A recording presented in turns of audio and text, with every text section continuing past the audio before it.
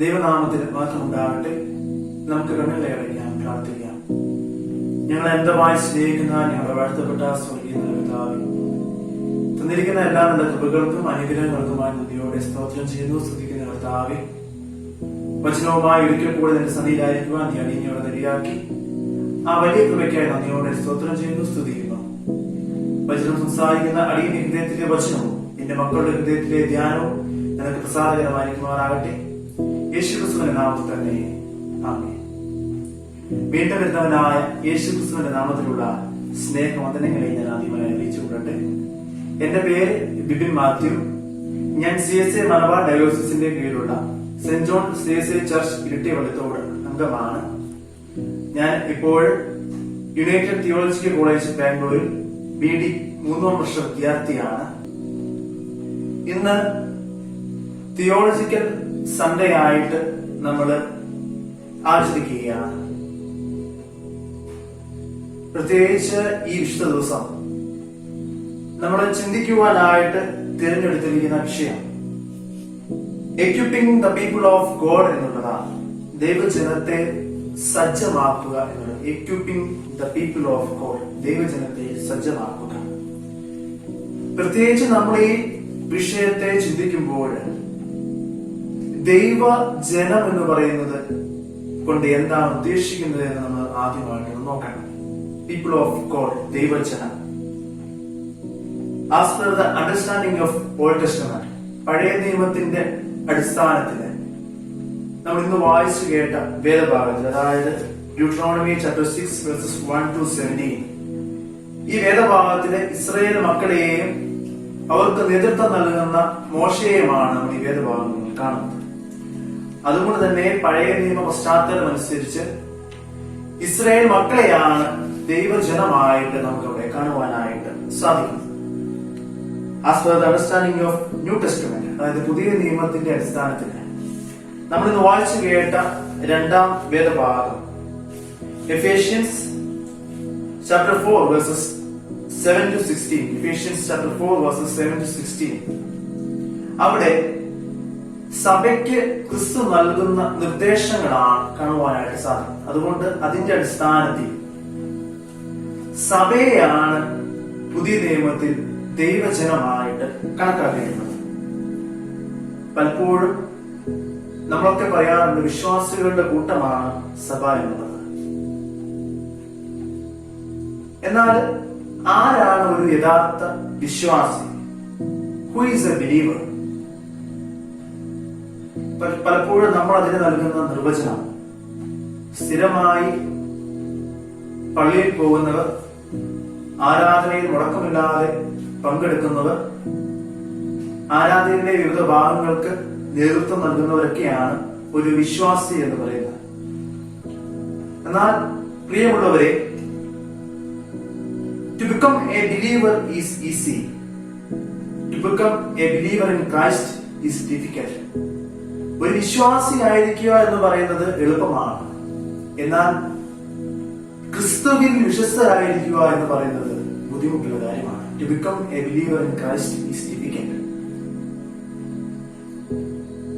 വിശ്വാസിയും ക്രിസ്തുവിൽ വിശ്വസ്തരായിരിക്കുക എന്ന് പറയുന്നത് എന്താണ് വ്യത്യാസം? നമ്മൾ സ്ഥിരമായി പള്ളിയിൽ പോകുന്നുണ്ടെങ്കിൽ, ആരാധനയിൽ പങ്കെടുക്കുന്നുണ്ടെങ്കിൽ നമ്മൾ വിശ്വാസിയാണ്.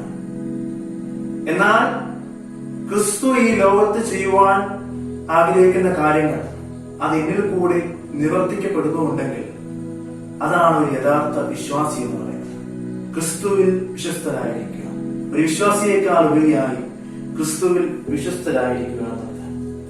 നമ്മൾ ഒന്നാമതായിട്ട് വായിച്ചു കേട്ട വേദഭാഗം ഡ്യൂട്രോണമി ചാപ്റ്റർ 6 വേഴ്സസ് 1 to 17. ഇവിടെ ദൈവജനം എന്നറിയപ്പെടുന്ന ഇസ്രായേൽ മക്കളെയും അവർക്ക് നേതൃത്വം നൽകുന്ന മോശയുമാണ് നമ്മളിവിടെ കാണുന്നത്. ഈ ജനത്തെ വാഗ്ദത്ത നാട്ടിലേക്ക് പ്രവേശിക്കുന്നതിന് മുമ്പായി മോശ ചെയ്യുന്ന ഒരു ഒരുക്ക ശുശ്രൂഷയാണ് ഈ വേദഭാഗത്ത് വിവരിച്ചിരിക്കുന്നത്. ഇതിന്റെ അടിസ്ഥാനത്തിൽ ഒന്നാമതായിട്ട് ഞാൻ പങ്കുവെക്കുവാൻ ആഗ്രഹിക്കുന്ന ചിന്ത എക്യുപ്പിംഗ് ഫാമിലി എന്നുള്ളതാണ്.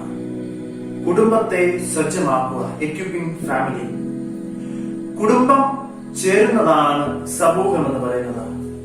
സമൂഹവും കുടുംബവും തമ്മിൽ വളരെയധികം ബന്ധമുണ്ട്. If you destroy the family you will destroy the civilization എന്നാണ് പറയുന്നത്. If you destroy the family you will destroy the civilization എന്നാണ്. ക്രിസ്തുവിൽ ഒരുക്കപ്പെട്ട ഒരു കുടുംബം സമൂഹത്തിന് മുതൽക്കൂട്ടാണ്. കുടുംബവും സമൂഹവും തമ്മിൽ ഒരുപാട് ബന്ധമുള്ളതായിട്ട് നമുക്ക് കാണുവാനായിട്ട് സാധിക്കും. ഡോക്ടർ നിക്സ് സ്റ്റിനൻ എന്ന് പറയുന്ന വ്യക്തി അദ്ദേഹം എഴുതിയ ഒരു ആർട്ടിക്കിളിൽ ഫാമിലിയുടെ 6 ക്യാരക്ടറിസ്റ്റിക്സ് പറഞ്ഞിരിക്കുന്നുണ്ട്. അത് ഞാൻ ഇവിടെ വിവരിക്കാം. 1. They are committed to the family social unity. 2. They spend quality time together as a family. 3. They have good communication skills within family. They consistently express appreciation to each other. They apply problem-solving skills in times of crisis. They have a commitment to a wholesome spiritual life. ഈ 6 characteristics ആണ് doctor നിക്സ് സ്റ്റിനൻ എന്ന് പറയുന്ന വ്യക്തി അദ്ദേഹത്തിന്റെ ആർട്ടിക്കിളിൽ വിവരിച്ചിട്ടുള്ളത്. ഈ പറയുന്ന 6 ക്യാരക്ടറിസ്റ്റിക്സും നമ്മൾ ഇന്ന് വായിച്ചു കേട്ട ഡ്യൂട്രോണമി ചാപ്റ്റർ 6 വേഴ്സസ് 1 to 17 വിവരിച്ചിട്ടുണ്ട്. നമ്മളിന്ന് വായിച്ചു കേട്ട വേദഭാഗം ഡ്യൂട്രോണമി ചാപ്റ്റർ 6 വേഴ്സസ് 4, 5, 6 ഈ 3 വാക്യങ്ങൾ നമ്മൾ നോക്കുകയാണെങ്കിൽ, Hear, O Israel, the Lord our God, the Lord is one. You shall love the Lord your God with all your heart, with all your soul, and with all your might. And these words that I command you today shall be on your heart. ഈ വേദഭാഗത്ത് ദൈവം ഒരുവൻ തന്നെ, the Lord is one എന്നാണ് വിളിച്ചിട്ടുള്ളത്. അതായത് Jewish പാരമ്പര്യം അനുസരിച്ച് the Lord is one എന്നാണ് അവരുടെ വിശ്വാസം. ദൈവം എന്ന് പറയുന്നത് ഒരാളാണെന്നാണ് ജൂയിഷ് പാരമ്പര്യം അനുസരിച്ച് വിശ്വാസം. അതുപോലെ തന്നെ നമ്മൾ ഇപ്പൊ വായിച്ചു കേട്ട വേദഭാഗത്ത് പറയുന്ന ഒരു കാര്യമാണ്, We shall love the Lord with all our heart. You shall love the Lord with all our heart. പ്രിയമുള്ളവരെ, എനിക്ക് നിങ്ങളോട് ചോദിക്കുവാനുള്ളത് ഒരു കാര്യമാണ്. എന്നാൽ എന്റെ ഹൃദയങ്ങൾ കൊണ്ട് ഞാൻ അറിഞ്ഞ ദൈവത്തെ എന്റെ മക്കളോട്, എന്റെ ചുറ്റുമുള്ളവരോട് അറിയിക്കുവാനായിട്ട് എനിക്ക് സാധിച്ചിട്ടുണ്ടോ? We cannot give our children what we do not possess. We cannot give our children what we do not possess. If I experience the love of God, then only I can share the love of God with my children. പലപ്പോഴും ഞാൻ ക്രിസ്തുവിനെ അറിഞ്ഞിട്ടുണ്ടെങ്കിൽ, ക്രിസ്തുവിന്റെ സ്നേഹം മനസ്സിലാക്കിയിട്ടുണ്ടെങ്കിൽ മാത്രമേ അത് എന്റെ മക്കളോട്, എന്റെ ചുറ്റുമുള്ളവരോട് എനിക്ക് ഷെയർ ചെയ്യുവാനായിട്ട്, പങ്കുവെക്കുവാനായിട്ട് സാധിക്കുകയുള്ളൂ. എക്യുപ്പിംഗ് ദ ഫാമിലി, നമ്മുടെ കുടുംബങ്ങളെ സജ്ജമാക്കുക, ഒരുക്കുക എന്ന് പറയുമ്പോൾ നിങ്ങളുടെ മുമ്പിലേക്ക് എനിക്ക് വെക്കുവാനുള്ള ഒരു ചിന്ത, ഞാൻ എന്നെ തന്നെ ഒരുക്കിയിട്ടുണ്ടോ? ക്രിസ്തുവിന്റെ സ്നേഹം എന്താണെന്ന്, ദൈവത്തിന്റെ കരുതൽ എന്താണെന്ന് ഞാൻ മനസ്സിലാക്കിയെങ്കിൽ മാത്രമേ നമ്മുടെ മക്കളോട്, നമ്മൾ മറ്റുള്ളവരോട് നമുക്കതിനെ കുറിച്ച് പറയുവാനായിട്ട് സാധിക്കുകയുള്ളൂ.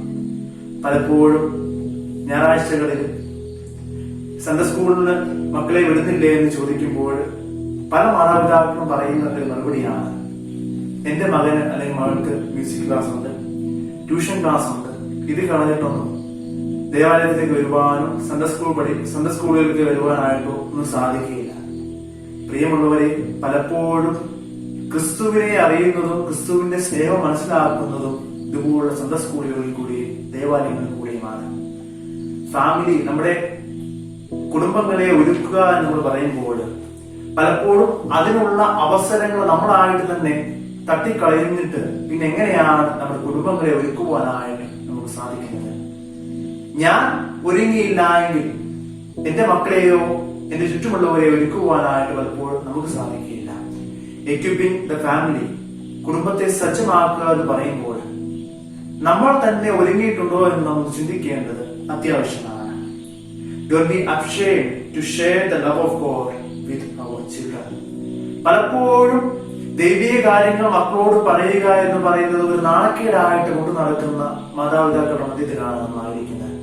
കൈയടിച്ചുകൊണ്ട് പാട്ടുപാടുന്നതൊക്കെ ഒരു നാണക്കേടിന്റെ ഭാഗമായിട്ടാണ് ഇന്ന് പലപ്പോഴും പലരും കണക്കാക്കുന്നത്. എന്നാൽ ആ ദൈവത്തെ യഥാർത്ഥമായി അറിയുവാനായിട്ട് നമ്മുടെ ഉള്ളങ്ങൾ കൊണ്ട് സാധിച്ചില്ല എങ്കിൽ നമ്മുടെ കുടുംബങ്ങളിൽ അത് പ്രാവർത്തികമാക്കുവാനായിട്ട് ദൈവത്തിന്റെ കരുതൽ ലഭിക്കുവാനായിട്ട് ഒരിക്കലും സാധിക്കുകയില്ല. എക്യുപ്പിംഗ് ദ ഫാമിലി എന്ന് പറയുമ്പോൾ കുടുംബങ്ങളിൽ തന്നെ അത് സജ്ജമാക്കുവാനായിട്ട് ദൈവത്തിന്റെ കരുതലും കാവലും എന്റെ കുടുംബങ്ങളിൽ ഉണ്ടോ എന്ന് ഒന്ന് പരിശോധിക്കുവാനായിട്ട് ഈ നാളുകളിൽ നമുക്ക് സാധിക്കട്ടെ. രണ്ടാമതായിട്ട് നമുക്ക് വായിച്ചു കേട്ട വേദഭാഗം Ephesians chapter 4 verses 7 to 16. Ephesians chapter 4 verses 7 to 16.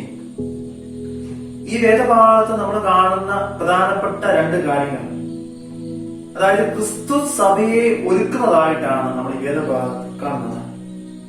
Unity in the body of Christ, ക്രിസ്തുവിൽ ഒന്നായിരിക്കുക എന്നുള്ള ഒരു സന്ദേശമാണ് ഈ വേദഭാഗത്തിലൂടെ നമുക്ക് നൽകുന്നത്. രണ്ടാമതായിട്ട് സഭയ്ക്കായിട്ട് നൽകപ്പെട്ടവരെ കുറിച്ചും ഈ വേദഭാഗത്ത് പറയുന്നു. സഭയ്ക്കായിട്ട് നൽകപ്പെട്ടവരെ കുറിച്ചും ഈ വേദഭാഗത്ത് പറയുന്നു. Apostles, the prophets, evangelist, shepherds, ഇവരൊക്കെയാണ് സഭയ്ക്കായിട്ട് നൽകപ്പെട്ടവർ. ദൈവത്തിന്റെ പ്ലാനും പദ്ധതിയും സഭയിൽ നിറവേറ്റുക എന്നുള്ളതാണ് ഈ വേദഭാഗത്തിൽ കൂടെ ഇവർക്ക് നൽകപ്പെട്ടിരിക്കുന്ന നിർദ്ദേശങ്ങൾ. ഇതിന്റെ അടിസ്ഥാനത്തിൽ രണ്ടാമതായിട്ട് എനിക്ക് നിങ്ങളുടെ മുമ്പിലേക്ക് വെക്കുവാനുള്ള ഒരു ചിന്ത എക്യുപ്പിംഗ് ദ ചർച്ച് എന്നുള്ളതാണ്. സഭയെ സജ്ജമാക്കുക, എക്യുപ്പിംഗ് ദ ചർച്ച് എന്നുള്ളത്. നമുക്ക് നമ്മുടെ സഭകളിലേക്ക് തന്നെ ഒന്ന് തിരിഞ്ഞു നോക്കാം. Shall we look back to our churches? What is the real vision of our church? And what we are doing now? Are we really equipping our church? യഥാർത്ഥമായും എന്റെ സഭയെ സജ്ജമാക്കുവാൻ, അതിൽ പങ്കാളിയാകുവാനായിട്ട് ഈ നാളുകളിൽ നമുക്ക് സാധിച്ചിട്ടുണ്ട്. പലപ്പോഴും വളരെ വിഷമത്തോടെ ഞാൻ മനസ്സിലാക്കിയിട്ടുള്ള കാര്യങ്ങൾ, ഇന്ന് പല സഭകളും യഥാർത്ഥമായിട്ടുള്ള വിഷനിൽ നിന്നും വ്യതിചലിച്ച് ഒരു പൊളിറ്റിക്സിന്റെ പ്ലാറ്റ്ഫോം ആയിട്ട് ഇന്നത്തെ സഭകൾ മാറുകയാണ്. പലപ്പോഴും രാഷ്ട്രീയം കളിക്കാൻ വേണ്ടിയാണ് ഇന്നത്തെ പല സഭകളിലേക്കും നമ്മൾ ഓരോരുത്തരും കടന്നു ചെല്ലുക. ഒരു പൊളിച്ചുപണി നമ്മുടെ സഭകളിൽ ആവശ്യമല്ലേ? ക്രിസ്തു പറഞ്ഞ ആ യൂണിറ്റി ഇന്ന് നമ്മുടെ സഭകളിൽ നമുക്ക് കാണുവാനായിട്ട് സാധിക്കുന്നുണ്ടോ എന്നൊന്ന് പരിശോധിക്കുന്നത് വളരെ അത്യാവശ്യമാണ്. ഞാൻ എന്റെ ജീവിതത്തിലേക്ക് തിരിഞ്ഞു നോക്കിയപ്പോൾ, ഞാൻ എന്റെ ഡിഗ്രി പഠന സമയത്താണ് കുര്യമ്പേട് ട്രസ്റ്റ് ഞങ്ങളുടെ പള്ളിയിലേക്ക് കടന്നു വരുന്നത്. ആദ്യമായിട്ട് ഞാനൊരു പ്രസംഗം പറയുന്നത് ഒരു യൂത്ത് സൺഡേയാണ്. അന്ന് അച്ഛനോട് ഈ സൺഡേ യൂത്ത് സൺഡേ ആണ്, നിങ്ങൾ ആരാധനയ്ക്ക് നേതൃത്വം നൽകണമെന്ന് പറയുകയുണ്ടായി. ശരി അച്ഛനെ പറഞ്ഞ് ഞങ്ങൾ എല്ലാവരെയും കൂട്ടി വിളിച്ചു വരുത്തി. അച്ഛനോട് പറഞ്ഞു ബിബിൻ പ്രസംഗം പറയണമെന്ന്. അന്ന് ആദ്യമായിട്ടാണ് ഞാൻ എന്റെ ദേവാലയത്തിൽ ഒരു പ്രസംഗം പറയുന്നത്. പിന്നീട് ഉടനീളം അച്ഛന്റെ നിർദ്ദേശങ്ങളൊക്കെ ഞങ്ങൾക്ക് നൽകപ്പെട്ടിരുന്നു. അങ്ങനെ പല അവസരങ്ങളിൽ എനിക്ക് പ്രസംഗം പറയുവാൻ സാധിച്ചു. അന്ന് ഞാൻ എന്റെ യഥാർത്ഥ വിഷൻ എന്താണെന്ന് തിരിച്ചറിയുകയായിരുന്നു.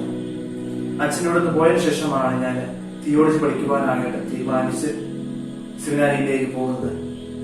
എപ്പോഴെങ്കിലും ആരെങ്കിലും ഒക്കെ എന്നോട് ചോദിക്കാറുണ്ട്, നിന്റെ റോൾ മോഡൽസ് ആരൊക്കെയാണ്? ഞാൻ പറയാറുള്ളത്, ദൈവമാണ് എന്റെ ഒന്നാമത്തെ റോൾ മോഡൽ, രണ്ടാമത്തേത് കുര്യമ്പേട് ട്രസ്റ്റാണ്. പലപ്പോഴും ഒരു ശുശ്രൂഷകനാണ്, ഒരു യഥാർത്ഥ ശുശ്രൂഷകനാണ് നമ്മുടെ ജീവിതത്തിലുടനീളം സ്വാധീനം ചെലുത്തുവാനായിട്ട് സാധിക്കുന്നത്. സഭയ്ക്കും ശുശ്രൂഷകനുമാണ് സഭയുടെ യഥാർത്ഥമായ വിഷനെ തിരിച്ചു കൊണ്ടുവരുവാനായിട്ട് ഇന്ന് സാധിക്കുന്നത്. നമ്മൾ നമ്മുടെ സഭകളിലേക്ക് തന്നെ തിരിഞ്ഞു നോക്കാൻ വളരെ അത്യാവശ്യമാണ്. ഒരുപക്ഷെ ഒരു വിശ്വാസി എന്ന നിലയിൽ എനിക്ക് എന്റെ സഭയെ സജ്ജമാക്കുവാനായിട്ട് ഈ നാളുകളിൽ സാധിക്കുന്നുണ്ടോ? പലപ്പോഴും വിഷനിൽ നിന്നും ഒരുപാട് വ്യതിരിച്ചു പോകുന്നവരായിട്ട് നമ്മൾ മാറാറില്ലേ? ഒരു സ്വയം പരിശോധന നമുക്ക് ആവശ്യമാണ്. അതുകൊണ്ട് തന്നെ രണ്ടാമത്തെ ചിന്ത നമ്മൾ ചിന്തിക്കുമ്പോൾ, എക്യുപ്പിംഗ് ദ ചർച്ച് എന്നുള്ള വിഷയത്തെ കുറിച്ച് നമ്മൾ ചിന്തിക്കുമ്പോൾ, എന്റെ സഭയിൽ ഒരു യഥാർത്ഥ വിശ്വാസിയായി നിന്നുകൊണ്ട് സഭയുടെ കാര്യങ്ങളിൽ പങ്കെടുക്കുവാനായിട്ട് എനിക്ക് സാധിക്കുന്നുണ്ടോ? പലപ്പോഴും ക്രിസ്തു പറഞ്ഞ ആ യൂണിറ്റി എന്റെ സഭയിൽ കൊണ്ടുവരുവാനായിട്ട് വിശ്വാസികളായ നമുക്ക് സാധിക്കുന്നുണ്ടോ എന്ന് നമ്മൾ ചിന്തിക്കേണ്ടത് വളരെ അത്യാവശ്യമാണ്. മൂന്നാമതായിട്ട് നമ്മളൊന്ന് വായിച്ചു കേട്ടാൽ സുവിശേഷ വേദഭാഗത്തിലേക്ക് ഒന്ന് തിരിഞ്ഞു നോക്കുമ്പോൾ, മാത്യു ചാപ്റ്റർ 7 verses 24 to 29, മത്തായിയുടെ സുവിശേഷം 7-ാം അധ്യായം 24 തുടങ്ങി 29 വരെയുള്ള വേദഭാഗത്ത് നമ്മുടെ വിശ്വാസം പാറമേൽ അടിസ്ഥാനമിട്ടുകൊണ്ട് ആയിരിക്കണമെന്നാണ് ഈ വേദഭാഗത്ത് പറയുന്നത്. പാറമേലും മണലിന്മേൽ അടിസ്ഥാനമിട്ട് വീട് പണിയുന്ന രണ്ട് മനുഷ്യരുടെ ഉപമയാണ് ഈ വേദഭാഗത്ത് വിവരിച്ചിരിക്കുന്നത്. ഇതിന്റെ അടിസ്ഥാനത്തിൽ എനിക്ക് നിങ്ങളോട് പങ്കുവെക്കുവാനുള്ള മൂന്നാമത്തെ കാര്യം equipping the people of God for leadership എന്നുള്ളതാണ്. equipping the people of God for leadership. പലപ്പോഴും അടിസ്ഥാനങ്ങളെ കുറിച്ച് നമ്മൾ ഒന്ന് ചിന്തിക്കേണ്ടത് അത്യാവശ്യമാണ്. എന്റെ അടിസ്ഥാനം എന്തിനാണ്? അടിസ്ഥാനങ്ങൾ ഉറപ്പുള്ളതല്ല എങ്കിൽ അത് അധികകാലം നിലനിർത്തുവാനായിട്ട് നമുക്ക് സാധിക്കുകയില്ല. എന്നാൽ അടിസ്ഥാനങ്ങൾ ഉറപ്പുള്ളതാണെങ്കിൽ അതിന്റെ മേൽ എന്തു വേണമെങ്കിലും കെട്ടിപ്പടുക്കുവാനായിട്ട് നമുക്ക് സാധിക്കും. എന്റെ വിശ്വാസത്തിന്റെ അടിസ്ഥാനം ക്രിസ്തുവിലാണോ എന്ന് ഈ നാളുകളിൽ നമ്മൾ പരിശീലിക്കേണ്ടത് വളരെ അത്യാവശ്യമാണ്. What is our foundation? Is it strong or weak? നമ്മുടെ അടിസ്ഥാനങ്ങൾ ഉറപ്പുള്ളതാണോ? ഒരു യഥാർത്ഥ വിശ്വാസിയായിരുന്നുകൊണ്ട് ചുറ്റുമുള്ളവരെ ആ വിശ്വാസ ജീവിതത്തിലേക്ക് നയിക്കുവാൻ എനിക്ക് സാധിക്കുന്നുണ്ടോ എന്ന് ഈ നാളുകൾ നമ്മൾ ചിന്തിക്കേണ്ടത് വളരെ എളുപ്പമാണ്. Equipping the people of God for leadership. ഞാനൊരു യഥാർത്ഥ വിശ്വാസിയായിരുന്നാൽ മാത്രമേ എന്റെ ചുറ്റുമുള്ളവരെ ആ യഥാർത്ഥ വിശ്വാസത്തിലേക്ക് കൂട്ടിക്കൊണ്ടുവരുവാനായിട്ട് എനിക്ക് സാധിക്കുകയുള്ളൂ. ക്രിസ്തു ഈ ലോക ജീവിതത്തിൽ നമുക്ക് കാണിച്ചു തന്നിട്ടുള്ള കാര്യങ്ങളെ നമ്മളൊന്ന് ക്രമമായിട്ട് ചിന്തിക്കുകയാണെങ്കിൽ, how did Jesus equip people for ministry? He molded, he mended, he monitored, he motivated, he multiplied. He molded, he mended, he monitored, he motivated, he multiplied. പ്രിയമുള്ളവരെ, നായകനായ ക്രിസ്തുവിൽ വിശ്വാസം ഉറച്ചതാണെങ്കിൽ നമുക്കും ആ ദൈവത്തെ മറ്റുള്ളവരിലേക്ക് എത്തിക്കുവാനായിട്ട് സാധിക്കും. പലപ്പോഴും അറിഞ്ഞ ദൈവത്തെ അറിയിക്കുവാൻ സാധിക്കുമ്പോഴാണ് യഥാർത്ഥമായി നമ്മുടെ ചുറ്റുമുള്ളവരെ സജ്ജമാക്കുവാനായിട്ട് നമുക്ക് സാധിക്കുന്നത്. നോ ആൻഡ് പ്രൊക്ലെയിം എന്നാണ് പറയുന്നത്. അറിഞ്ഞ ദൈവത്തെ അറിയിക്കുക. ആദ്യം നമ്മൾ ദൈവത്തെ അറിയുക, രണ്ടാമതായിട്ട് അറിഞ്ഞ ദൈവത്തെ അറിയിക്കുക. അതുകൊണ്ട് തന്നെ മൂന്നാമത്തെ ചിന്തയായ equipping the people of God for leadership എന്നുള്ള ചിന്ത നമ്മൾ ചിന്തിക്കുമ്പോൾ യഥാർത്ഥമായും എന്റെ വിശ്വാസം ഉറച്ചതാണോ എന്ന് ഒരു സ്വയം പരിശോധന ആവശ്യമാണ്. അതോടൊപ്പം തന്നെ ആ ഉറച്ച വിശ്വാസം നിന്നുകൊണ്ട് എന്റെ ചുറ്റുമുള്ളവരെ ആ വിശ്വാസ ജീവിതത്തിലേക്ക് നയിക്കുവാനായിട്ട് നമുക്ക് സാധിക്കണം. There is no success without a successor എന്നാണ് പറയാറ്. There is no success without a successor. ഞാനൊരു യഥാർത്ഥ വിശ്വാസിയാണെന്ന് കാണിച്ചാൽ മാത്രമേ ആ വിശ്വാസ ജീവിതത്തിലേക്ക് മറ്റുള്ളവരെ എനിക്ക് കൈപിടിച്ചുയർത്തുവാനായിട്ട് സാധിക്കുകയുള്ളൂ. ഞാൻ വിജയിച്ചു കാണിച്ചാൽ മാത്രമേ മറ്റുള്ളവരെ ആ വിജയത്തിലേക്ക് നയിക്കുവാനായിട്ട് പലപ്പോഴും എനിക്ക് സാധിക്കുകയുള്ളൂ. ഒരു മെഴുകുതിരിയുടെ ജീവിതം നമ്മൾ എടുത്ത് പരിശോധിക്കേണ്ടത് വളരെ അത്യാവശ്യമാണ്. സ്വയം എരിഞ്ഞു തീർന്നുകൊണ്ട് ചുറ്റുമുള്ളവർക്ക് പ്രകാശം വിലക്കുക എന്നുള്ളതാണ് ഒരു മെഴുകുതിരിയുടെ ദൗത്യം എന്ന് പറയുന്നത്. പലപ്പോഴും നമ്മുടെ ജീവിതവും ഒരു മെഴുകുതിരി പോലെയാണ്. ഓരോ ദിവസവും കഴിയുന്തോറും നമ്മുടെ ജീവിതത്തിന്റെ ഒരു ഭാഗം അടർന്നു പോയിക്കൊണ്ടിരിക്കുകയാണ്. എത്ര നാൾ നമ്മൾ ഈ ലോകത്ത് ജീവിക്കുമെന്ന് നമുക്ക് ആർക്കും പറയാൻ സാധിക്കില്ല. എന്നാൽ നമ്മൾ ഈ ലോകത്തായിരിക്കുന്ന സമയത്ത് യഥാർത്ഥമായ വിശ്വാസത്തിൽ നിലനിൽക്കുവാനും ചുറ്റുമുള്ളവരെ ആ യഥാർത്ഥ വിശ്വാസത്തിലേക്ക് നയിക്കുവാൻ നമുക്ക് സാധിക്കണം. ഒരു മെഴുകുതിരി പോലെ നമ്മുടെ ജീവിതം മാറണമെന്നാണ് എനിക്ക് നിങ്ങളുടെ മുമ്പിലേക്ക് കൊണ്ടുപോകാനുള്ള ആഹ്വാനം. അതുകൊണ്ട് equipping the people of God for leadership എന്ന ചിന്തയെ കുറിച്ച് നമ്മൾ ചിന്തിക്കുമ്പോൾ എന്റെ വിശ്വാസം ഉറച്ചതാണോ എന്ന് ആദ്യം ഒരു പരിശോധന ആവശ്യമാണ്. രണ്ടാമതായിട്ട് മറ്റുള്ളവരെ ആ വിശ്വാസത്തിലേക്ക് നയിക്കുവാനായിട്ട് ആ നേതൃത്വത്തിലേക്ക് നയിക്കുവാനായിട്ട് നമുക്കുടനീളം സാധിക്കണമെന്നാണ് എനിക്ക് പറയുവാനുള്ളത്. ഞാൻ വാക്കുകളെ ചുരുക്കട്ടെ. equipping the people of God, ദൈവജനത്തെ സജ്ജമാക്കുക എന്നുള്ള ചിന്തയെ കുറിച്ച് ഈ നാളുടനീളം നമ്മൾ ചിന്തിക്കുമ്പോൾ മൂന്ന് പ്രധാനപ്പെട്ട ചിന്തയാണ് എന്റെ മുമ്പിലേക്ക് ഇതുമായി ബന്ധപ്പെട്ട് ഞാൻ വെച്ചത്. ഒന്നാമതായിട്ട് equipping the family എന്നുള്ളതാണ്. എന്റെ കുടുംബത്തെ സജ്ജമാക്കുവാൻ എനിക്ക് സാധിക്കണം. പലപ്പോഴും ആ ദൈവത്തെ അറിഞ്ഞെങ്കിൽ മാത്രമേ എന്റെ കുടുംബത്തോട് എന്റെ മക്കളോട് അതിനെ കുറിച്ച് അറിയിക്കുവാനായിട്ട് എനിക്ക് സാധിക്കുകയുള്ളൂ. അതുകൊണ്ട് പ്രിയമുള്ളവരെ, യഥാർത്ഥമായ ദൈവത്തെ അറിയുവാനും ആ ദൈവത്തെ എന്റെ കുടുംബങ്ങളിലേക്ക് എത്തിക്കുവാനും നമുക്ക് സാധിക്കണം. രണ്ടാമതായിട്ട് equipping the church എന്നുള്ളതാണ്. ക്രിസ്തുവിൽ ഒരുമയുള്ളവരാകുവാൻ ഈ നാളുകളിൽ നമുക്ക് സാധിച്ചിട്ടുണ്ടോ? എങ്കിൽ മാത്രമേ നമ്മുടെ സഭയെ നമുക്ക് ഒരുക്കുവാനായിട്ട് ഈ നാളുകളിൽ സാധിക്കുകയുള്ളൂ. ഒരു സ്വയം പരിശോധന നമ്മുടെ സഭയിൽ ആവശ്യമില്ലേ? പലപ്പോഴും യഥാർത്ഥമായ വിഷൻ എന്താണെന്ന് നമ്മൾ മനസ്സിലാക്കുവാൻ കഴിയാതെ പോകുന്നുണ്ട്. അതുകൊണ്ട് ക്രിസ്തുവിൽ ഒരുമിച്ചായിരിക്കുവാൻ, ക്രിസ്തു നമ്മുടെ മുന്നിലേക്ക് വെച്ച ആ നിർദ്ദേശപ്രകാരം ഒരു യഥാർത്ഥ സഭയായിട്ട് വളരുവാൻ ഈ നാളുകളിൽ നമുക്ക് സാധിക്കട്ടെ. യഥാർത്ഥ സഭയെ സജ്ജമാക്കുവാൻ ഈ നാളുകളിൽ നമുക്ക് സാധിക്കട്ടെ എന്നാണ് രണ്ടാമതായിട്ട് ഞാൻ പങ്കുവച്ചത്. മൂന്നാമതായിട്ട് equipping the people of God for leadership എന്ന് പറയുമ്പോൾ പലപ്പോഴും എന്റെ വിശ്വാസം ഉറച്ചതാണോ എന്ന് സ്വയം പരിശോധിക്കുകയും, രണ്ടാമതായിട്ട് എന്റെ ചുറ്റുമുള്ളവരെ ആ വിശ്വാസ ജീവിതത്തിലേക്ക് നയിക്കുവാനായിട്ട് നമുക്ക് സാധിക്കണം. ഒരുപക്ഷെ എന്റെ വിശ്വാസം ഉറച്ചതല്ല എങ്കിൽ ആ മണത്തിലേക്ക് സമമായി നിലനിൽക്കാതെ നമ്മുടെ വിശ്വാസവും തകർന്നു പോയേക്കാം. അതുകൊണ്ട് തന്നെ ഒരു മെഴുകുതിരി പോലെ നമ്മുടെ ജീവിതവും ചുറ്റുമുള്ളവർക്ക് പ്രകാശം വിതയ്ക്കുവാൻ, സ്വയം എരിഞ്ഞു തീർന്നുകൊണ്ട് മറ്റുള്ളവരെ ആ വിശ്വാസ ദൈവത്തിലേക്ക് നയിക്കുവാൻ നമുക്ക് സാധിക്കട്ടെ. പ്രിയമുള്ളവരെ, ദൈവജനത്തെ സജ്ജമാക്കുക എന്ന് നമ്മൾ പറയുമ്പോൾ, equipping the people of God എന്നതിനെ കുറിച്ച് നമ്മൾ ചിന്തിക്കുമ്പോൾ, ഒരു സ്വയം ഒരുക്കം നമ്മുടെ ഉള്ളങ്ങളില്ല എങ്കിൽ മറ്റുള്ളവരെ സജ്ജമാക്കുവാനായിട്ട് നമുക്ക് സാധിക്കുകയില്ല. അതുകൊണ്ട് സ്വയമായിട്ട് ശോധന ചെയ്യുവാനായിട്ട്, ഈ നാളുകളിൽ സ്വയം ഒരുങ്ങുവാനായിട്ട്, മറ്റുള്ളവരെ കൂടെ ഒരുക്കുവാനായിട്ട് സർവശക്തനായ ദൈവം നമ്മളെ സഹായിക്കട്ടെ. ദൈവത്തിന്റെ കരുതലും കാവലും ഈ നാളുകളുടനീളം നമ്മളോട് ഉണ്ടായിരിക്കട്ടെ എന്ന് ആത്മാർത്ഥമായി പ്രാർത്ഥിക്കുകയും ആശംസിക്കുകയും ചെയ്യുന്നു. ദൈവം നമ്മളെല്ലാവരെയും കക്കുമാറാകട്ടെ.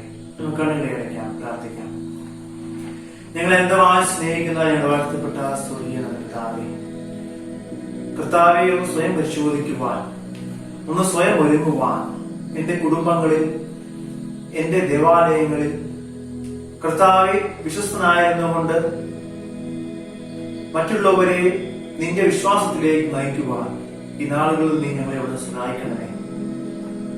പ്രത്യേകിച്ച് നമ്മൾ തിയോളജിക്കൽ സൺഡേ ആയിട്ട് ആചരിക്കുന്ന ആ ദിവസം ഈ ലോകത്ത് ഉടനീളമുള്ള എല്ലാ ക്രൈസ്തവ ദേവാലയങ്ങളെയും പരിഗണിച്ചുകൊണ്ട് പ്രാർത്ഥിക്കുന്ന കർത്താവേ, സഭയുടെ യഥാർത്ഥ വിഷനിൽ നിന്നും തെറ്റിപ്പോകാതെ ക്രിസ്തുവിൽ ഒരുമിച്ച് മുന്നേറുവാൻ ഈ നാളുകൾ നീ ഞങ്ങളെ ഒന്ന് സഹായിക്കണമേ. കർത്താവെ, ഞങ്ങളുടെ നടപ്പിലും കിടപ്പിലും യാത്രയിലുടനീളം നിന്റെ സാന്നിധ്യം കൃപയും ഞങ്ങളുടെ മേൽ ഉണ്ടായിരിക്കണമേ. ഞങ്ങളുടെ പ്രാർത്ഥനയെ യാചനയോട് കേട്ടിരിക്കാൻ സ്തോത്രം. ഞങ്ങൾക്ക് ജീവൻ വെച്ചാൽ കർത്താവായ യേശു ക്രിസ്തുവിന്റെ നാമത്തിൽ തന്നെ ആമേൻ.